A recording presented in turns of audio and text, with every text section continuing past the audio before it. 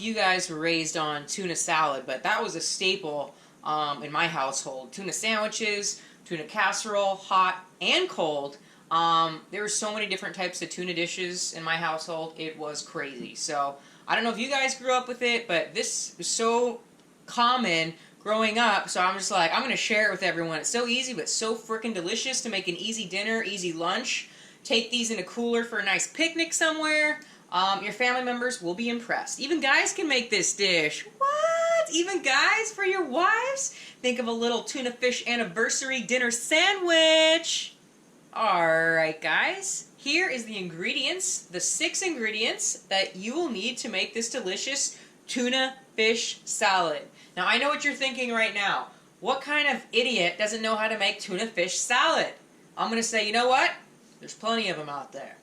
So, on to the ingredients. So the first thing, the most important ingredient of course, is the albacore solid white tuna. Now you can use whatever kind of tuna you want. This is what we got from Costco. It is a 7-ounce can. Now normal cans I looked at are normally 5 ounces, so you can tweak the recipe however you want. Depends how much tuna you have, but this recipe is going to be for a 7-ounce can that I got from Costco. Next ingredient we have is the dill relish. Now you can use sweet relish or dill relish. The dill one is just our preference because it gives a really nice flavor. So I think the first time that you make it, you should try with the dill relish. If you already know you don't like it, then try the sweet relish. Gives it a nice taste as well.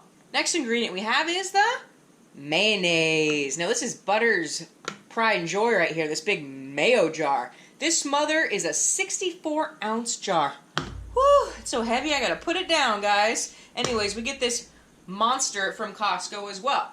Now the next ingredient, which is a spice, is the black pepper. Now this is our grinder. We're going to grind it out in a few seconds and show you how much black pepper to put in.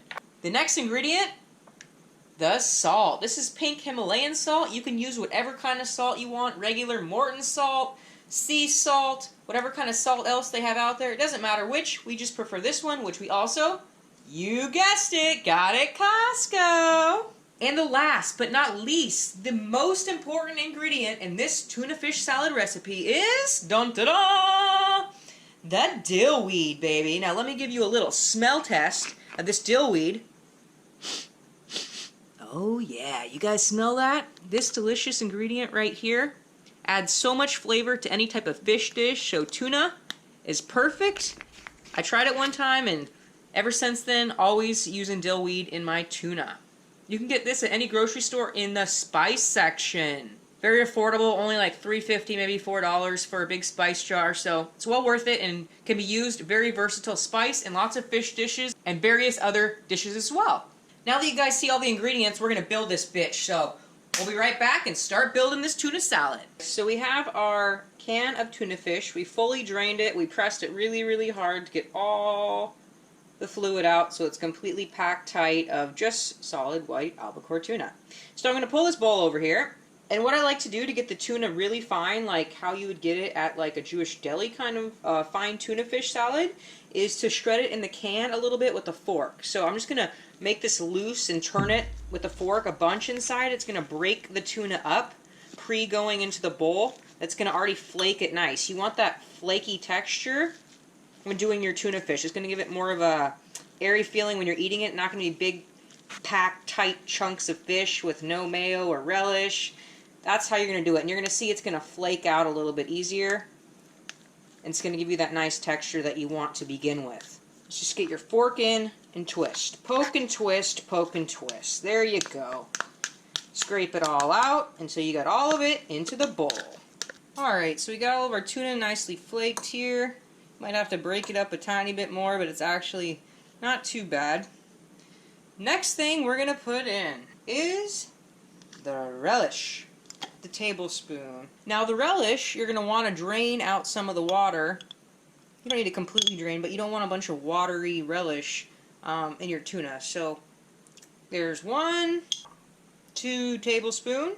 We're going to mix that up and see how that looks. Now some people are really heavily into relish, and some people only like a little bit of flavor. So definitely put in however you feel and you're liking to relish. Now you can see the tuna to relish ratio a little close up, so you can see it in there. So it's a decent amount where you're going to taste it, but not overly to where it's too strong. If you hear any crunching in the background, that's our neighbor's cat we're babysitting, Portia Lynn, aka Porker Lynn. She's eating her crunchies behind us right now. So if you hear her, we apologize. Next ingredient, most important part, is the dill weed. So we're going to start off with a 1/4 teaspoon. Sprinkle that in little by little. Then I'm going to mix. And I'm going to put a little bit more in. So I put about half of that 1/4 teaspoon already in there. Now I'm going to mix this baby up a little bit. And then we're going to add the rest in. Next we're going to put in the salt. Now I'm just going to crank the salt out because that's how I've got the cranker. Now let's do the cranks. 1, 2, 3, 4, 5, 6, 7, 8, 9, 10. Now I'm going to stir this baby up. Tuna is very known for sticking to everything, so if you put a whole bunch of your ingredients in together and don't mix it as you go, it will all clump in one area and be very hard to redistribute. So I like to mix in the spices little by little. And back to some more salt. So we got 10 cranks in already. Let's do another 10. 1, 2, 3, 4, 5, 6, 7, 8, 9, and 10. Next we're going to put in is pepper. Now pepper works so great with tuna, I'm telling you. Alright, let's start with 10 cranks. You can use regular pepper that's already ground. I'm using pepper that I can grind because it adds more richness of flavor. So let's start off with 10. 1, 2, 3, 4, 5, 6, 7, 8, 9, and 10. Whew, we might have got 11 in there, I'm not sure, but it's okay.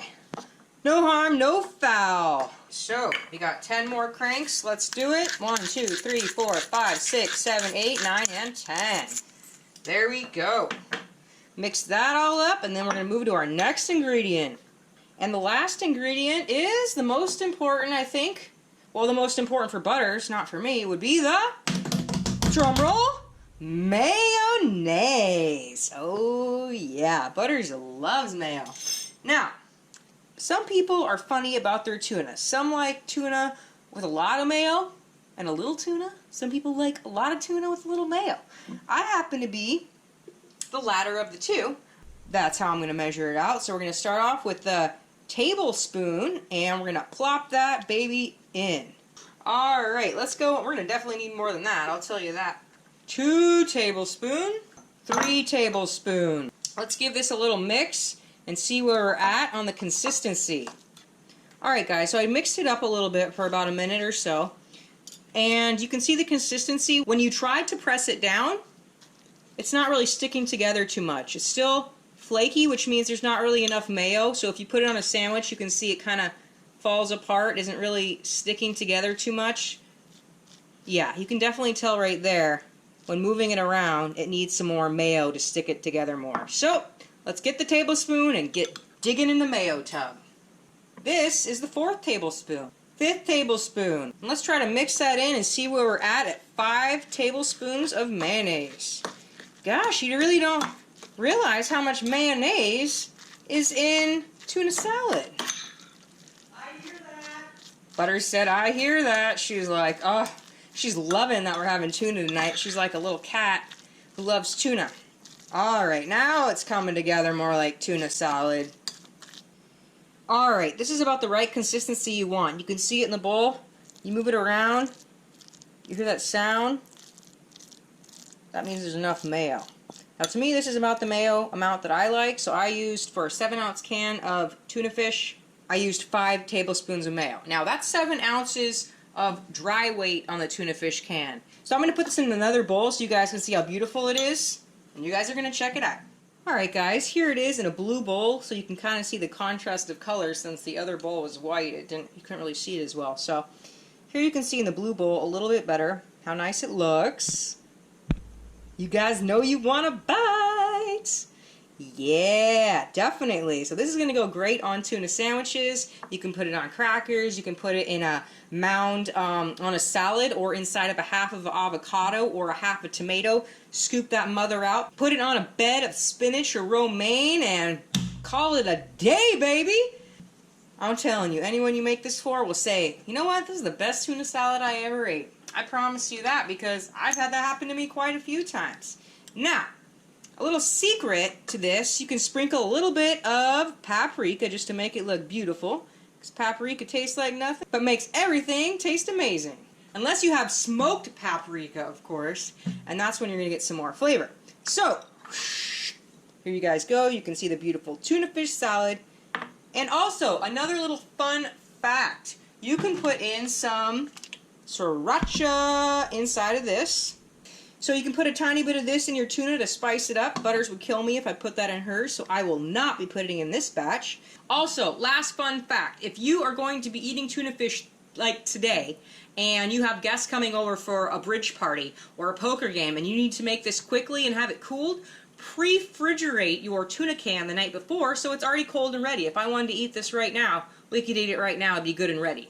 But I do suggest you put it in the refrigerator for at least an hour to let the flavors set, let them settle, to where you're going to get a really definitive taste that's going to taste super amazing. Everyone's going to be like, oh my God, where'd you get this recipe? And you're going to say, my homegirl Bears hooked me up with this tuna fish recipe. Because you know Bears love tuna, so you know I'm all about this recipe. So. All right, baby butters. I have the tuna completely ready and made. Butters is my little taste tester for the tuna fish. Here she is in all her glory, and we're going to give her a little tuna on cracker. See here on a little Ritz cracker, and she's going to do the little taste test and tell you guys how it is, if it's good or bad. Okay, Butters, here we go. Oh, the whole thing in one bite, huh? A little greedy, huh? Mmm.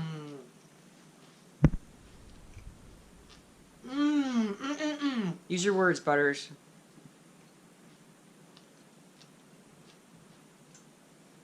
See, if you didn't take such a big bite, you could have already been telling him how it is. But she's greedy. She's a greedy eater. You know what was amazing about that? I love it on that little buttery cracker. So, that was delicious. I love the tuna flavor with that dill. I love that dill relish. I love the taste of the dill in it, and it has just the right amount of mayo and the right amount of salt and pepper. So much flavor. It was sitting overnight, the best way to have it, so all the flavors settle in. I love this friggin' tuna salad. I highly suggest you guys get out there and make this tuna salad recipe. You will not regret it. I swear to you, I promise you will not regret it. If you like tuna, you will love this tuna salad. Butters, over and out. Roger Dodger, rubber ducky.